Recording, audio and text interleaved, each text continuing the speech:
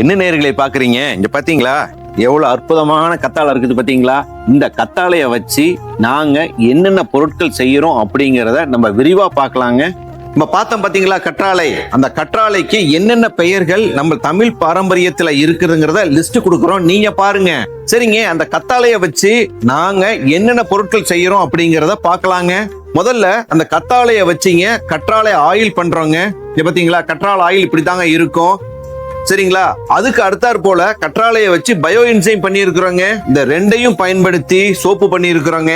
இது போல நிறைய பயோ என்சைமை நம்ம தயார் பண்ணி வச்சிருக்கிறோங்க. அதனால நம்மளுடைய சேனலை வந்து லைக் பண்ணுங்க, கமெண்ட் பண்ணுங்க, ஷேர் பண்ணுங்க, மறக்காம சப்ஸ்கிரைப் பண்ணுங்க. சப்ஸ்கிரைப் பண்ணிட்டு பெல் பட்டனை கிளிக் பண்ணீங்கன்னா தான் நாங்க போடுற வீடியோக்கள் பூரா உங்களை வந்து சேருங்க.